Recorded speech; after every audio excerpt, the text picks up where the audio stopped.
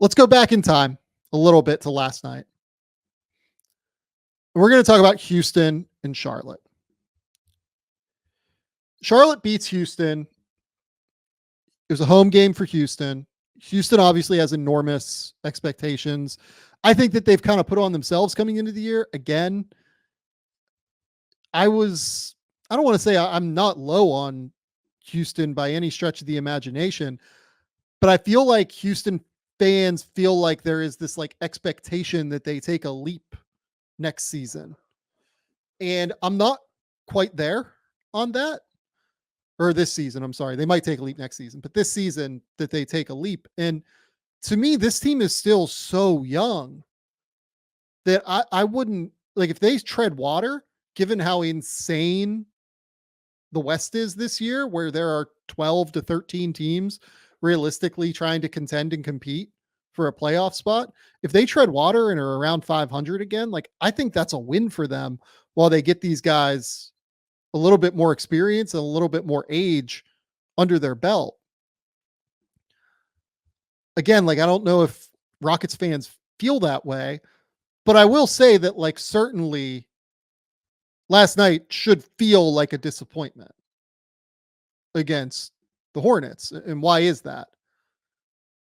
Because no Mark Williams last night, which means Charlotte's center rotation was Nick Richards, Musa Diabate, and then minutes of Grant Williams playing at the 5. And those Grant Williams minutes were incredibly impressive, as we will talk about.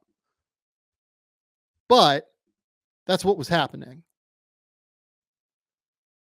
On top of it, Brandon Miller goes out 11 minutes into his night.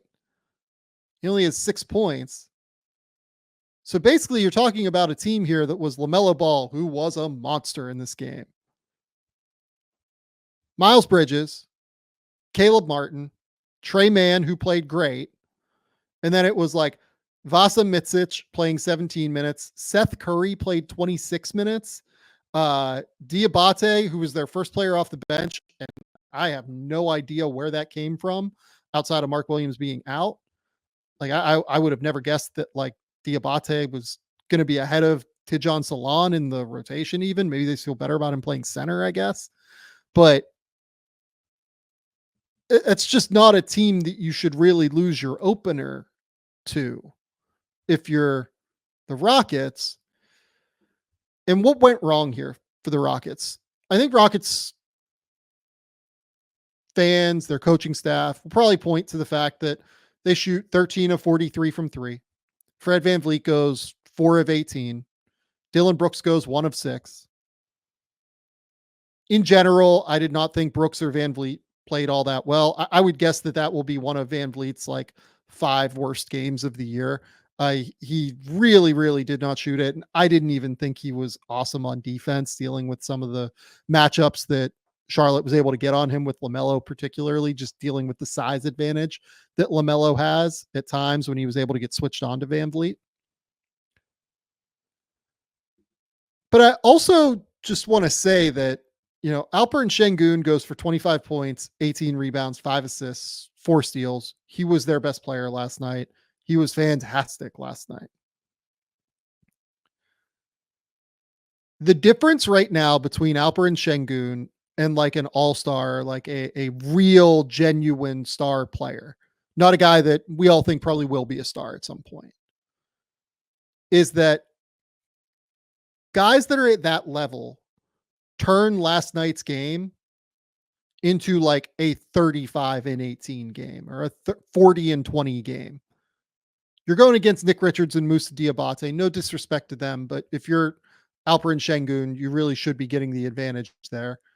On top of it,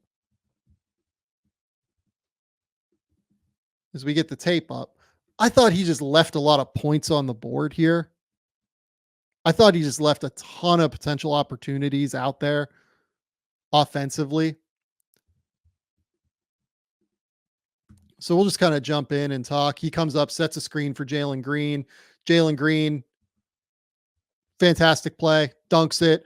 Again, stack pick and rolls, right? They're using Fred as the bottom man in the stack because he's a guy that they trust to come up and be able to have gravity as a shooter. One thing that I want to talk about throughout the course of this is that I think that if I was going against Houston, I would be doubling Şengün post touches and paint touches and basically forcing these guys to shoot me out of games. I would be forcing Houston to make shots with guys like Dylan Brooks, like Jabari Smith, like Cam Whitmore if he's in, like Amen Thompson if he's in, like, Fred, I trust. Fred will knock down shots, but basically you can double from a lot of other guys on this team. And that is largely what Charlotte did. So this one, just a sharp stack pick and roll. You get to see Jalen Green get downhill. That's great. One of their first possessions of the game. Second quarter now, though. I love the way they got to this, like little lob play from Cam Whitmore, right? This is essentially an Iverson, 1-4 high set. We talked about one of these with the Lakers to open their second half game on Tuesday night. This set is that Dylan Brooks is going to filter all the way around to that corner. Whitmore is going to do the Iverson cut, quote unquote. Gets the screen there. They're going to enter the ball into Şengün. Typically, the ball on an Iverson cut will go to Whitmore there. But instead of the ball going to Whitmore, they have Jabari screen and Whitmore dive to the rim. It's a nice little counter, a nice little inversion on the way that things work. Typically. Şengün's going to come and screen for Jalen Green here. And this is where I want to start calling out like Grant Williams and them just kind of crowding the paint, right? Against Şengün. I feel like Şengün missed a lot of bunnies at the rim. He went 10 for 22, I think, in this game. Did make 2 of 3 from 3. Didn't go to the line a lot. I think that Şengün has a tendency a little bit of the time to kind of use his lower half and then like kind of lean away. And he's just not going to get foul calls that way. So here, instead of like going all the way into Grant Williams, who is a really, really solid post defender. I think Grant is a great post defender for someone as small as he is. He does a great job just staying big, using his lower half to stop Şengün from getting all the way to the rim. These are the kind of shots, though, that Şengün is going to have to make. He has to make those shots at the rim. This one, you see Nick Richards come in. I mean, he just gets moved by Şengün there.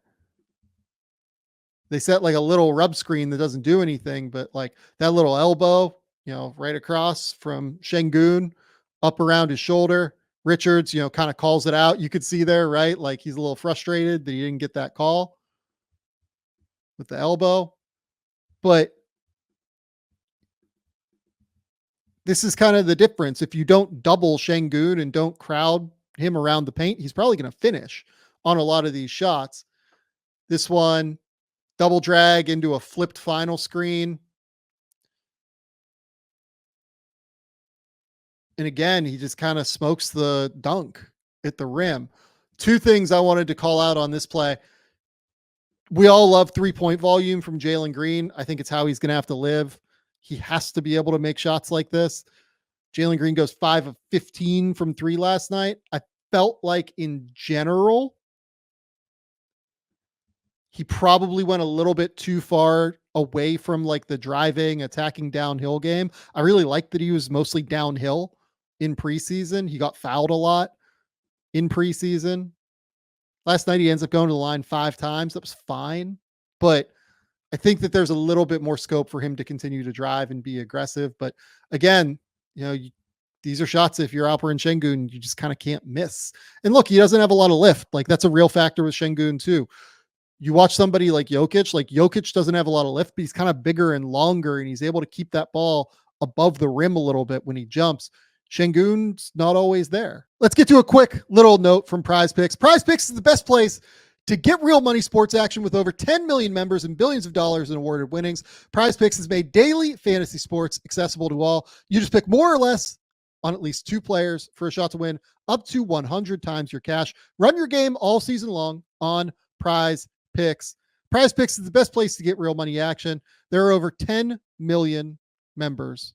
Like I said a second ago, they invented the flex play, which means you can still cash out if your lineup isn't perfect. You can double your money even if one of your picks doesn't hit. Prize Picks always puts its members first, so all withdrawals are fast, safe, and secure. When my picks hit, I can get my money in as quick as 15 minutes. We are big fans of Prize Picks here. We absolutely love the app and what they're doing for the daily fantasy sports scene.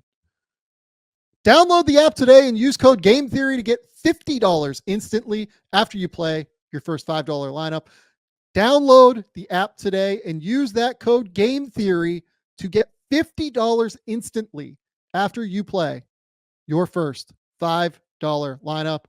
Prize Picks, run your game. This one, you'll get to see Grant Williams just post defense again. Does a great job just kind of forcing Şengün baseline. Shepard gets the ball back to Van Vliet. And now we start like doubling, bringing guys over because Amen Thompson's on the court. So look who comes off and helps. A men's guy. This is a men's player right here. He comes off and tries to help baseline, contest that shot again. If I'm an opposing team, I'm forcing Houston to try and beat me from the 3-point line or to make Şengün take super, super contested shots at the rim. Again, we get Nick Richards in a ball screen action with Şengün. Crowded. Doubling him, even though there's a body right here with Jabari Smith, who's just like kind of waiting in the dunker spot. Bridges goes up. LaMelo Ball's like pseudo asleep at the wheel, not really helping the helper there. But Şengün just goes up and tries to throw up this like little hook shot, right? Teams are going to keep crowding Houston and keep crowding Şengün and keep putting bodies in the lane, I think, until their guards prove that they can beat them. This one, Şengün hits the kick out and Brooks misses the shot, right? This one, again, Grant Williams on the block. They were letting Grant Williams really get away with a lot last night. But as soon as that double comes from Caleb Martin or Cody Martin from the top of the key, here, Şengün sees it, and Fred makes them hurt. Makes it more difficult, right? If you're going to double, you probably want to help double off of Brooks or double off of Amen Thompson here, but they don't do that. Then this one, again, Grant Williams doing a great job on Şengün, forcing him out to like 20 feet. Şengün tries to post. He just pushes him out, pushes him away. Those are hard shots. Those are really, really hard shots to take. So what does this mean for Houston at this point? I don't think much, to be honest. I think it is probably a little bit more indicative of Charlotte being tough and being a really potentially okay defensive team under Charles Lee. At least they're going to have like scouts, right? It feels like they're going to have different ideas in terms of how to play teams, which I don't want to say like Steve Clifford was a little bit asleep at the wheel last year, but it just didn't feel like they were as connected defensively as what we saw last night. And they were tough and they were physical and they were strong. And I think Grant Williams, he ends up in that game with 8 points and 4 rebounds and 1 assist. I mean, he was honestly, if not their second most important player behind LaMelo, third, maybe behind Trey Mann too. Trey Mann did a great job getting buckets, but Charlotte doesn't win that game without either Trey Mann or Grant Williams. So it was very, very impressive to me to see Charlotte playing the way they did. I felt like they played, again, just like a sounder strategy than what we've seen in the last couple of years from the Charlotte Hornets. Other notes from me in this game, I thought Dylan Brooks just was not awesome. I didn't think he was particularly as good or as active on defense as what he typically is. I thought Jabari Smith had good moments and bad moments on defense. There were a couple where he fought around screens and battled, dealt with LaMelo Ball on the perimeter. I I thought he was pretty good in the fourth quarter on defense.